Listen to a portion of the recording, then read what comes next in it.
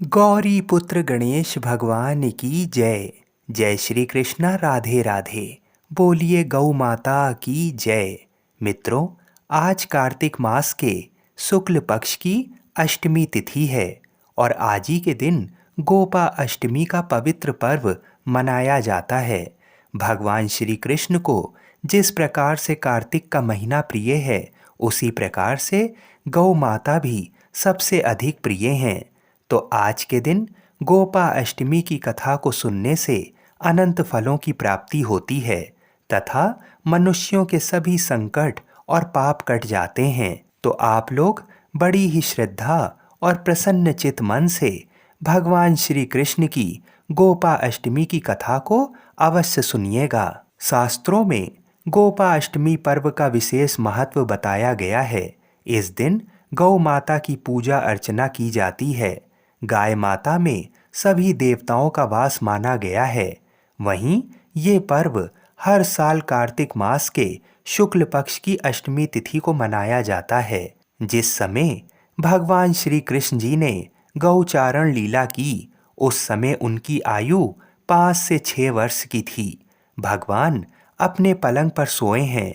मैया चांदी के कटोरे में आधोटा लेकर आई हैं, लेकिन भगवान ने उसे पीने से मना कर दिया।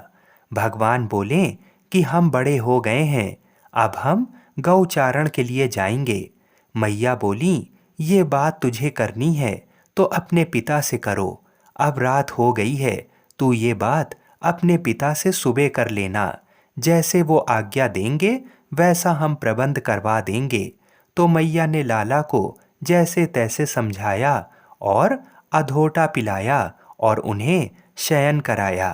प्रातःकाल भगवान सोकर उठे, माँ को प्रणाम किया और नंद बाबा के पास गए और भगवान बोले, बाबा अब हम बड़े हो गए हैं, अब हम बछड़ों को नहीं चराएंगे, हम गाय चराएंगे। नंद बाबा बोले कि ऐसे थोड़ी जाओगे, पहले पंडित जी को बुलाएंगे और मुहूर्त निकलवाएंगे। लाला बोले कि ठीक है, मैं अभी पंडित जी को बुला कर आता हूँ। भगवान पुरोहित जी के पास पहुँचे और बोले कि पुरोहित जी, आज मेरे बाबा के सामने आपको मेरे गौचारण का मुहूर्त निकालना है। देखो, अगर आपने आज का मुहूर्त निकाला तो आपको लंबी चौड़ी दक्षिणा दिलवाऊंगा, और अगर आपने देरी की तो दक्षिणा के नाम ठन ठन पाल मदन गोपाल, फिर कुछ नहीं मिलेगा। पंडित जी बोले कि हमें तो अपनी दक्षिणा से मतलब है, तू जब का कहेगा हम तब का मुहूर्त निकाल देंगे। भगवान पंडित जी के साथ नंद बाबा के पास पहुँचे और नंद बाबा ने प्रणाम किया। पंडित जी को आसन दिया और नंद बाबा बोले कि आप पंचांग खोल कर देखो, यदि 2-4 महीने में मेरे लाला का गौ चराने का अच्छा सा मुहूर्त निकले तो बता दो। पंडित जी ने पंचांग खोला तो कभी सर पर हाथ रखते हैं, कभी उंगलियों पर हिसाब गिनते हैं। 10-20 मिनट निकल जाने के बाद नंद बाबा बोले कि क्यों पंडित जी, कोई मुहूर्त नहीं निकल रहा है? पंडित जी बोले कि आपके लाला का 10 साल तक कोई मुहूर्त नहीं है। नंद बाबा बोले, कोई मुहूर्त ही नहीं है, ये क्या बात हुई? पंडित जी बोले कि मेरी समझ से कोई मुहूर्त निकल रहा है तो आज का ही मुहूर्त निकल रहा है। नंद बाबा बोले कि पंडित जी, कहीं मेरा लाला आपको कुछ सिखा पढ़ा के तो नहीं आया है? पंडित जी बोले कि आपका छोटा सा लाला मुझे क्या सिखाएगा, जो हमारे पंचांग में लिखा था सो मैंने बता दिया। पंडित जी को दक्षिणा देकर विदा कर दिया। प्रभु बोले, बाबा अब तो मुहूर्त भी निकल आया, अब मुझे भेजो। नंद बाबा बोले कि हम तुम्हें गौचरण के लिए नहीं भेजेंगे, क्योंकि आप अभी बहुत छोटे हो। भगवान उदास हो गए और कोने में बैठकर रोने लगे। इधर सभी ग्वाल बाल अपनी गौओं को निकलने की तैयारी कर रहे थे। बार बार लाठी दिखाकर बाहर निकाल रहे थे, लेकिन गौएं बाहर नहीं निकल रही थीं। वापस फिर से गौशाला में आ रही थीं। ग्वाल बाल भागकर नंद बाबा के पास आए और बोले कि आप अपने लाला को भेज दो। नंद बाबा बोले कि क्या बात हो गई? ग्वाल बाल बोले कि गौएं गौशाला से बाहर नहीं निकल रही हैं। तब नंद बाबा ने कहा कि जाओ और गौओं को गौशाला से बाहर निकाल कर आओ। भगवान रो रहे थे, लेकिन नंद बाबा की आज्ञा को मना नहीं करते।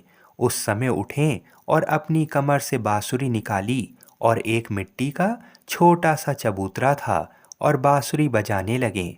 भगवान ने एक एक गाय का नाम बंसी में बोला।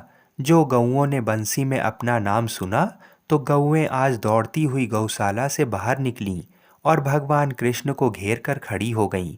कोई गाय भगवान का हस्त कमल चाट रही थीं और कोई गाय भगवान का चरण कमल चाट रही थीं।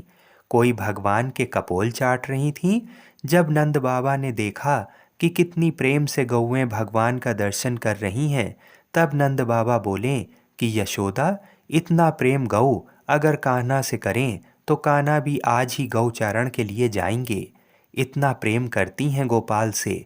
वह दिन था कार्तिक शुक्ल पक्ष की गोपाष्टमी का। भगवान का सुंदर श्रृंगार किया है। आगे आगे गौ हैं, पीछे पीछे कृष्ण बलराम और सभी ग्वाल हैं। बड़ी सुंदर भगवान ने लीला की है। बोलिए कृष्ण कन्हैया भगवान की जय। बोलिए कृष्ण गोपाल की जय। जिस समय भगवान गौचारण के लिए गए, उसी समय धेनुकासुर नाम का राक्षस वहां आ गया। भगवान ने उसे भी मारा। बलराम और कृष्ण के साथ वज्र के बच्चे ताड़ के फल खाने ताड़ के वन में गए। बलराम ने पेड़ों से फल गिराए। इससे पूर्व ही बालक उन फलों को खाते धेनुक नामक असुर, जो गधे के रूप में उन पर आक्रमण कर रहा था, 2 बार दुलत्तियां सहने के बाद बलराम ने उसे उठाकर पेड़ पर पटक दिया। पेड़ भी टूट गया तथा वो असुर भी मारा गया। उसकी इस गति को देखकर उसके भाई बंधु अनेकों गधे वहां पहुंचे। बलराम तथा कृष्ण ने सभी को मार डाला। शास्त्र अनुसार मान्यता है कि गौ के पैरों में लगी हुई मिट्टी का तिलक करने से तीर्थ स्नान का पुण्य मिलता है। यानी सनातन धर्म में गौ को दूध देने वाला एक पशु न मानकर सदा से ही उसे देवताओं की प्रतिनिधि माना गया है। गाय के अंगों में देवी देवताओं का निवास होता है। पद्म पुराण के अनुसार गाय के मुख में चारों वेदों का निवास है। उसके सींगों में भगवान शंकर और विष्णु सदा विराजमान रहते हैं।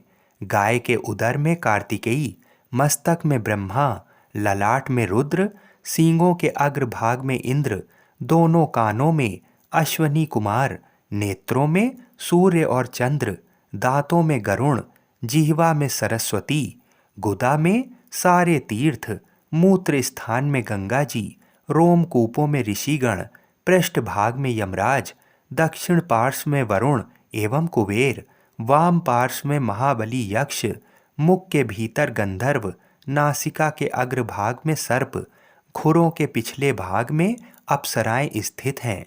भविष्य पुराण, स्कंद पुराण, ब्रह्मांड पुराण, महाभारत में भी गौ के अंग प्रत्यंग में देवी देवताओं की स्थिति का विस्तृत वर्णन प्राप्त होता है। माना जाता है कि गायों का समूह जहाँ बैठकर आराम से सांस लेता है, उस स्थान की न केवल शोभा बढ़ती है, बल्कि वहाँ का सारा पाप नष्ट हो जाता है। तीर्थ में स्नान दान करने से, ब्राह्मणों को भोजन कराने से, व्रत उपवास और जप तप और हवन यज्ञ करने से जो पुण्य मिलता है, वही पुण्य गौ को चारा या हरी घास खिलाने से प्राप्त हो जाता है। गौ सेवा से दुख दुर्भाग्य दूर होता है और घर में सुख समृद्धि आती है। जो मनुष्य गौ की श्रद्धा पूर्वक पूजा सेवा करते हैं, देवता उस पर सदैव प्रसन्न रहते हैं। जिस घर में भोजन करने से पूर्व गौ ग्रास निकाला जाता है, उस परिवार में अन्न धन की कभी कमी नहीं होती। गाय ही एकमात्र ऐसा प्राणी है जिसका मल मूत्र न केवल गुणकारी बल्कि पवित्र भी माना गया है। गोबर में लक्ष्मी जी का वास होने से इसे गोवर अर्थात गौ का वरदान कहा जाना सबसे उत्तम होता है। गोबर से लीपे जाने पर ही भूमि यज्ञ के लिए उपयुक्त होती है। एक कथा के अनुसार जब भगवान श्री कृष्ण जी गौओं को चराने के लिए वन में जाने के लिए तैयार होते हैं, तो माता के हाथों से सचकर नीलमणि श्री कृष्ण आंगन में खड़े हो जाते हैं। यशोदा माता ने कन्हैया से कहा कि बेटा, तुम्हारे कोमल पैरों में वन के कांटे चुभेंगे, इसलिए तुम जड़ीदार जूतियां पहनकर गोचारण के लिए जाओ। कन्हैया ने कहा, माँ, यदि तू मुझे जूते पहनने के लिए कहती है तो मेरी पूजिया गायों के लिए भी जूते बनवा दे। माता ने कहा, बेटा, तू तो मनुष्य और छोटा बालक है, तेरे कोमल चरणों को वनों के जंगली कांटों से बहुत कष्ट होगा। गाय तो पशु हैं, भला वे कैसे जूती पहन सकती हैं। कन्हैया ने माता से कहा, माँ, तूने आज गायों को पशु कहा सो कहा, आगे से कभी ना कहना। जो गायों को पशु कहता है वह मुझे जरा भी नहीं सुहाता है। गाय पशु नहीं है, गाय समस्त विश्व की माता हैं, सभी कामनाओं को पूरा करने वाली कामधेनु हैं। गौओं के रोम रोम में देवताओं का वास है। ये सर्व तीर्थमयी हैं। ये भवसागर से पार लगाने वाली व गोलोक की प्राप्ति कराने वाली मेरी इष्ट हैं। मैं तो गोपाल हूँ। गोपाल तो गायों का सेवक है। यदि गाय नंगे पैर चलती हैं तो उनका सेवक भी नंगे पैर चलेगा। इस प्रकार से भगवान श्री कृष्ण और बलराम का सुंदर मुख निहारती हुई गौएं उनके आगे पीछे और अगल बगल में खड़ी थीं। गौओं के गले में छोटी घंटियां व सोने की मालाएं पहनाई गई थीं। पैरों में घुंघरू व पूंछ के बालों में मोरपंख व मोतियों के गुच्छे पहनाए गए थे। दोनों सींगों के बीच में मणिमय अलंकार, पीठ पर मोतियों की झूल, चमकते हुए सींगों से गौओं की शोभा बहुत बढ़ गई थी। गौओं के भाल पर लाल तिलक, पीले रंग से रंगी पूँछें व अरुण राग से रंगे खुर सब की सब भव्य मूर्ति सी दिखाई पड़ रही थीं। कोई कैलाश के समान श्वेत वर्ण की, कोई लाल, कोई पीली, कोई चितकबरी, कोई श्यामा, कोई धूमिल वर्ण तो कोई तांबई रंग की थीं। और उन सब के नेत्र कन्हैया की ओर ही लगे थे।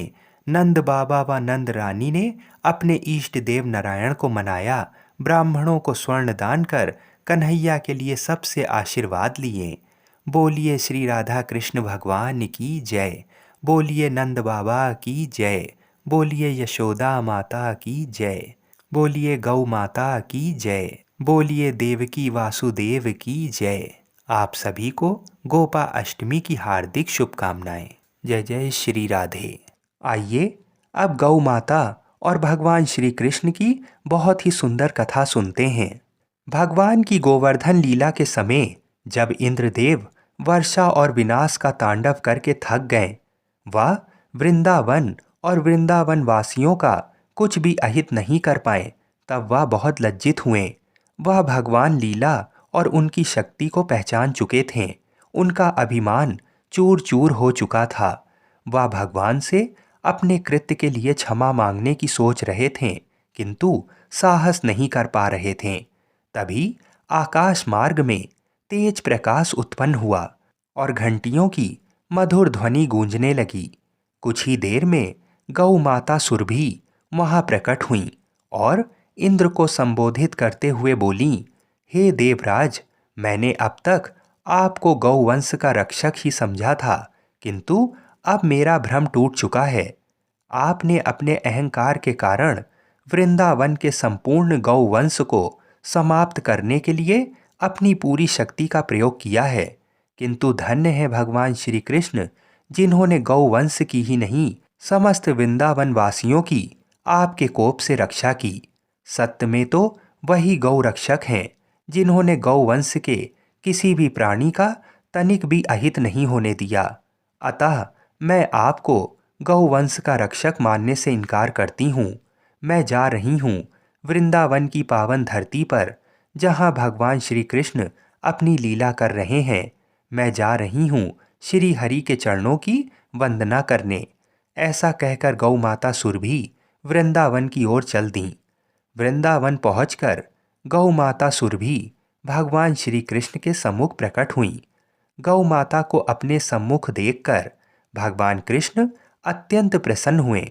उन्होंने उनके आने का कारण पूछा। गौ माता सुरभि बोली, हे स्वामी, आप तीनों लोकों के पालनहार हैं। आज आपने अपनी लीला से वृंदावन के समस्त गौवंश की रक्षा की है, मैं आपके चरणों की वंदना करती हूँ।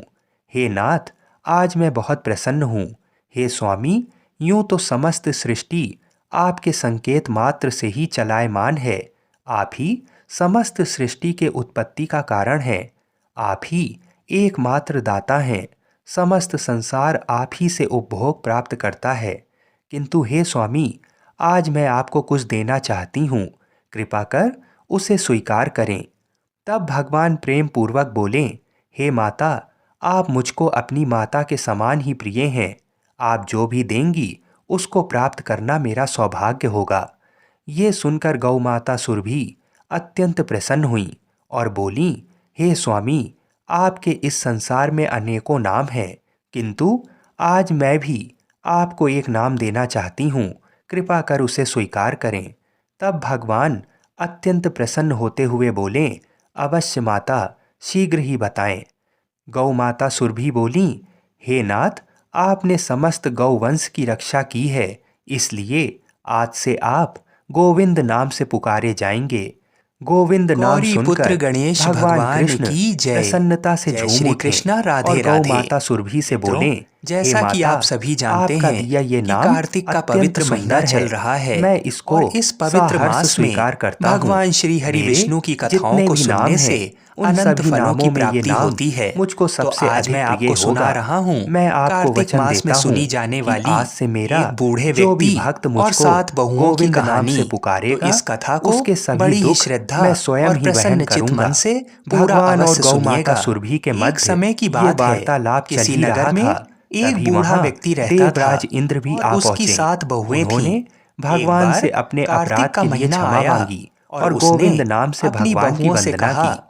कि मैं भगवान ने कार्तिक का प्रसन्न स्नान होकर करूंगा, इंद्र को क्षमा क्या कर तुम दिया। इसे निभा दोगी? तत्पश्चात देवराज 7 में से इंद्र 6 और बहुओं गौ ने मना माता कर सुरभि दिया, ने प्रभु लेकिन से विदा ली। बड़ी बहू ने इस कहा प्रकार कि मैं मेरे निभा ठाकुर दूंगी। जी का एक और बूढ़ा नाम हर पड़ा रोज सुबह गोविंद, उठता और क्योंकि नदी पर स्नान भगवान कर कृष्ण घर को आता, गायों से विशेष गीली स्नेह धोती था। को वह अतः बड़ी गौ बहू के माता आंगन द्वारा में दिया सुखा गया देता। ये गोविंद जैसे नाम जैसे उस भगवान को गीली धोती अत्यंत में से प्रिय है। पानी की जो बूंदें भी भक्त जमीन पर भगवान गिरती, को गोविंद वैसे नाम ही से वह पुकारता है, हीरे मोतियों में भगवान बदल उसकी जाती। प्रार्थना को धोती इस से प्रकार स्वीकार हीरे करते मोती हैं गिरते देख जैसे गौ बाकी माता 6 बहुओं उनको से रहा पुकार नहीं रही हो। गया और वे इसलिए बोली कि हम भगवान भी के जिस बूढ़े भी को भक्त को अपने यहाँ भगवान नहाने का को बोलते आश्रय हैं। प्राप्त करना हो, उन्होंने कहा उसे कि जीवन के पिताजी, प्रत्येक क्षण में आप कल से गोविंद गोविंद हमारे नाम यहाँ कार्तिक रटते नहा रहना लेना। चाहिए। बूढ़े ने आइए कहा, अब गोवर्धन ठीक है, पर्व की दूसरी मुझे तो कथा को नहाना सुनते ही है, हैं। मैं तुम्हारे यहाँ नहा लूंगा।